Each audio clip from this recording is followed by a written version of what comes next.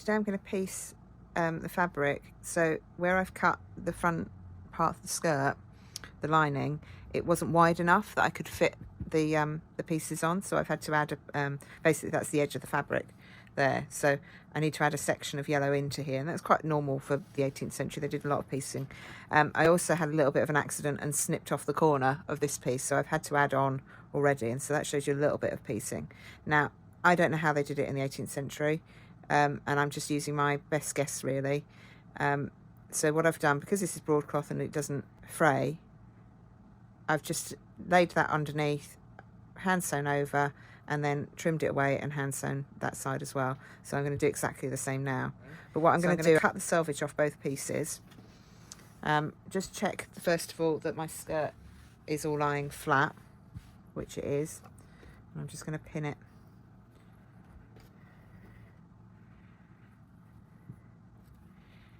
here, just to hold it in place. And then I'm just going to cut off that selvage. I've cut off the selvage of both pieces, and I've just jiggled it around so that it fits over that entire section, and I'm just going to pin it in place. And I'm pinning through, at the moment I'm pinning through to the red fabric as well, just so that it holds. The red fabric is my outside fabric. What I've tried to do is make sure that I've got the straight of grain in the same direction on all pieces. And then I'm just going to flip it over just to make sure that that is covering. And I can see that my yellow is a little bit long on this side anyway, so that's okay. So what I'm going to do now is I'm going to sew the two yellow pieces together. I'm going to take the pin out there because that's pulling it up. I'm just going to move it all up ever so slightly. Yeah. I'm going to leave that pin in there just so that I've got something securing it, and I'm going to sew two yellow pieces together. I'm just going to use a very small whip stitch just to hold. So I'm just going to turn it so that it's easier to, in actual fact I call this a slip stitch, because what I'm going to try and do is get it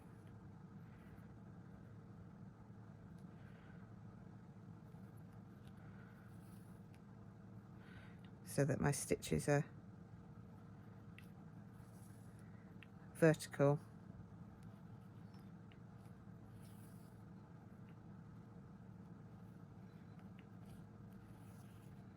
And that they're small enough that they won't show too much.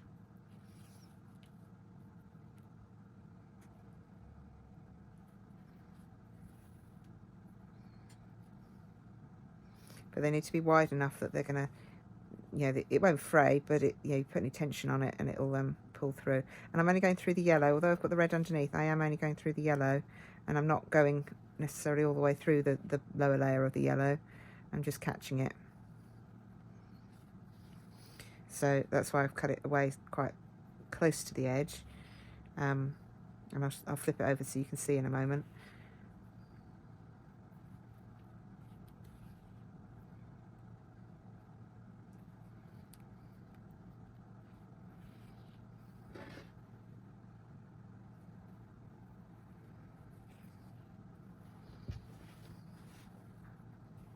What I am doing is trying to keep it as flat on the table as possible, so that it's not shaping it at all.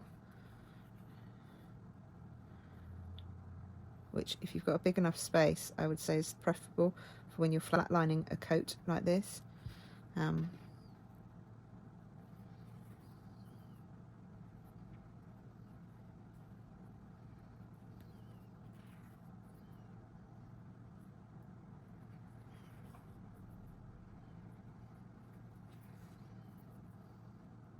Okay, and I'm going to stop about ½ an inch before the end, because just in case I have to trim that off, I don't want to trim through my stitches.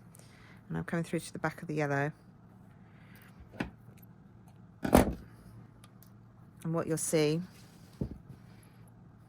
so that's my finished pieced edge, and then you'll see that that's how much I've got underneath.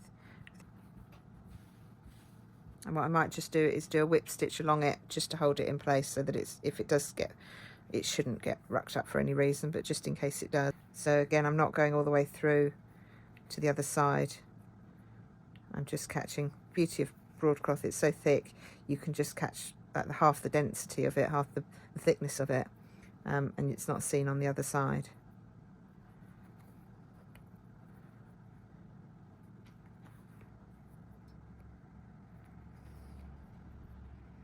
Okay, so that's how I would piece